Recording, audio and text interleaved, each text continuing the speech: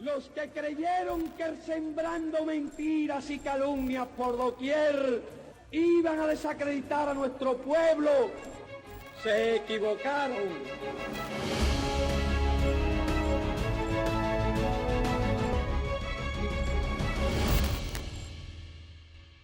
La estrategia de asfixia económica del gobierno de Estados Unidos contra Cuba para provocar hambre, desesperación y el derrocamiento de la revolución cubana sigue siendo interés de la política exterior del gobierno estadounidense. Una carta del secretario de Estado Mike Pompeo al Departamento del Transporte negando la llegada a la isla de vuelos con carga humanitaria así lo confirma. Una política de gobierno que impacta directamente en la vida de los cubanos. Él era un niño muy sociable, que le gustaban mucho las fiestas, salía, incluso salía con sus amistades, paseaba en lugares recreativos y de un momento a otro se sintió mal, que le dolía una pierna. Brian Gómez Antiesteban es un cubano de 17 años que padece osteosarcoma, un tumor óseo maligno muy poco común que afecta principalmente a niños y adolescentes. De no existir el bloqueo impuesto por Estados Unidos, el joven tendría prótesis internas extensibles sin ser sometido a cirugías frecuentes. Su historia es una muestra de los incalculables daños provocados por las restricciones estadounidenses a la familia cubana durante los últimos 58 años. Todo el que ha tenido un familiar, un hijo, un nieto, un primo, un amigo, un hermano, un conocido, que durante estos 60 años ha tenido que sufrir los embates del bloqueo en la salud, a pesar de todo el esfuerzo, el enorme, descomunal esfuerzo que ha hecho el país y nuestros médicos por salvar vidas, por encontrar soluciones, yo creo que eso es un reflejo de lo inhumano del bloqueo. El día a día lo sufrimos en la vida cotidiana de nosotros, pero ya cuando entra en el campo de la salud de los niños, de la salud de las personas, se expresa con más crudeza, pudiéramos decir, su carácter inhumano. La aplicación de sanciones sin precedentes y con incremento exponencial en el tiempo marcó la estrategia del recrudecimiento del bloqueo de Estados Unidos contra Cuba durante los 4 años de gestión del presidente Donald Trump. Mi gobierno recientemente anunció que no levantaría las sanciones contra el gobierno cubano hasta que haya reformas fundamentales. El estreno de la política de Trump hacia Cuba tuvo lugar en Miami, la capital histórica de la contrarrevolución en Estados Unidos, cuando derogó la directiva presidencial de Barack Obama que calificaba al bloqueo como una carga obsoleta para el pueblo cubano. No olvidemos que cuando Trump establece contacto con la comunidad cubana, con quien lo hace es con el ala más recalcitrante. Trump va oficialmente, según ha trascendido, establece contactos con ellos a mediados de los años 90. Y con quien primero se reúne es con la Brigada 2506. Se reúne además con la Fundación Cubano-Americana y se reúne además con Hermanos al Rescate. Esa es la gente que le da la bienvenida a Trump a la llamada comunidad cubano-americana en los Estados Unidos. ¿Y cuáles son los intereses de esos grupos con relación a Cuba? Estamos hablando básicamente de la gente que está abogando, que ha pedido durante 60 años el cambio de régimen. La activación del título 3 de la ley Helms-Burton y restricciones en la mayoría de los renglones del desarrollo de la sociedad supuso para Cuba pérdidas superiores a los $5.000 millones en un año. Es correcto el término sobrevivir, porque en una situación de este tipo, casi que sobrevivir es un milagro. Y yo creo que nosotros hemos tenido la capacidad de hacer más que eso. No solamente Cuba ha estado en capacidad o ha logrado sobrevivir, sino que también incluso hemos logrado desarrollarnos. Y en muchos aspectos de la vida económica y social, alcanzar estándares superiores a otros países de América Latina e incluso algunos países desarrollados. Pero también está la limitación dada por esa política de intimidación, de agresión, de coerción que tienen los norteamericanos con el uso de estos instrumentos en el comercio, que disuade a muchos empresarios a comerciar con Cuba, porque aplican sistemas de sanciones, incluso hasta cartas personales dirigidas para evitar estas relaciones, ¿no? Trump y su gabinete, al igual que las anteriores administraciones estadounidenses, ignoraron las resoluciones de condena adoptadas por la Asamblea General de las Naciones Unidas y sin tregua recrudecieron las medidas contra Cuba y las familias cubanas residentes en Estados Unidos. Prohibieron los viajes turísticos, humanitarios, las remesas y bloquearon los envíos de petróleo hacia la mayor de las Antillas.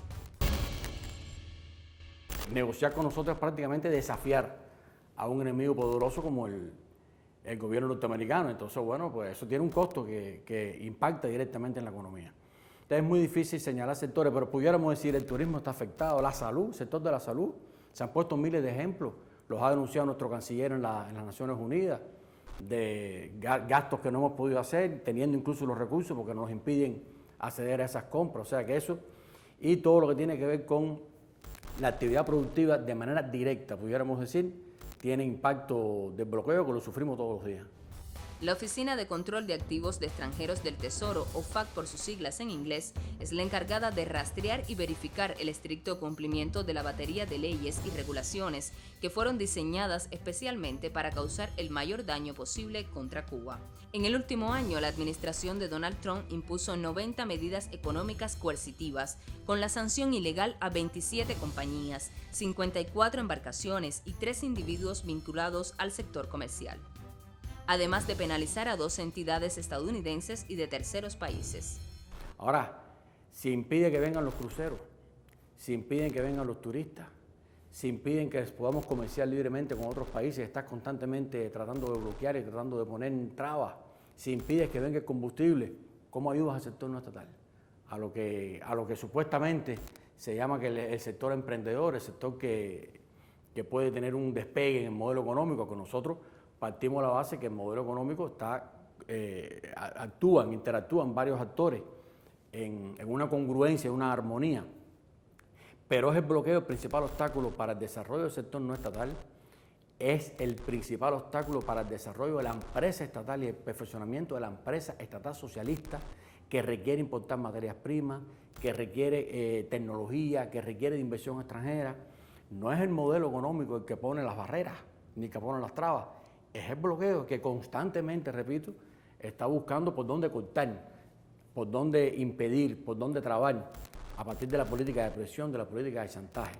Las normas en la legislación, en la política, la discrimina por origen del capital ni a Estados Unidos ni a ningún país. Las condiciones fundamentales que buscan nuestras empresas en los proyectos de negocios conjuntos son compañías con seriedad, con capacidad financiera, con capacidad tecnológica para poder llevar a cabo los proyectos que hoy estamos promoviendo en la inversión extranjera. La limitación está dada por las restricciones del bloqueo. En 2020, año de la pandemia de la COVID-19, Estados Unidos incrementó las sanciones unilaterales y de presión contra Cuba.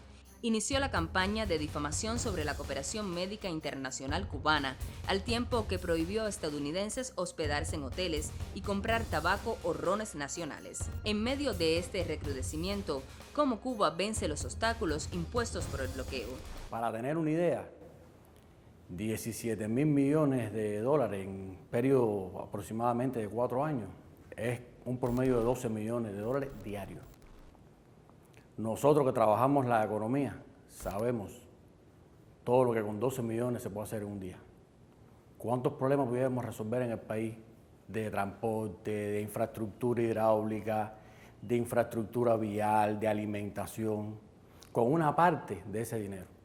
Estas acciones garantizarán que los dólares estadounidenses no financien al régimen cubano y vayan directamente al pueblo cubano. Una gran diferencia en realidad. ¿Cómo nos hemos enfrentado nosotros? Haciendo uso de las herramientas y la fortaleza que tiene el país.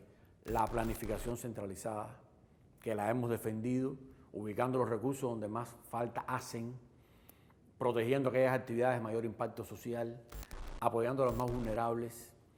Y yo diría que también con la disciplina del pueblo, con la comprensión y el apoyo de la población, de lo contrario no hubiese sido posible estar en el punto en que estamos. Y muy importante, tendría que resaltar en este nuevo contexto de la COVID-19 el aporte de la ciencia.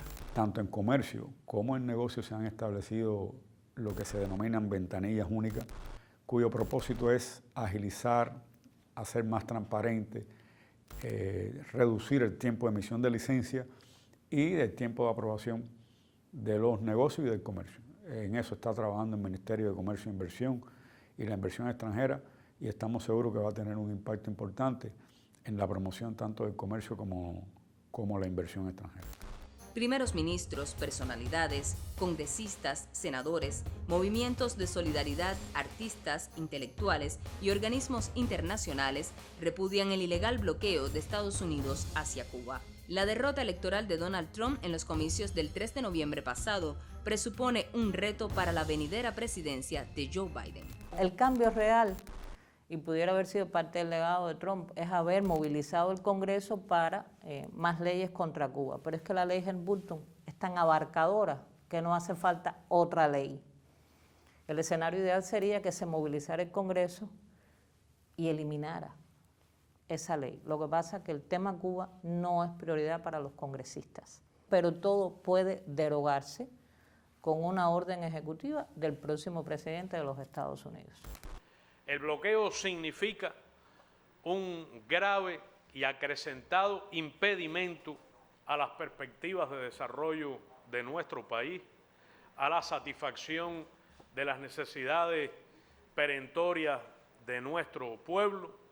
Es una violación grave, flagrante y sistemática de los derechos humanos.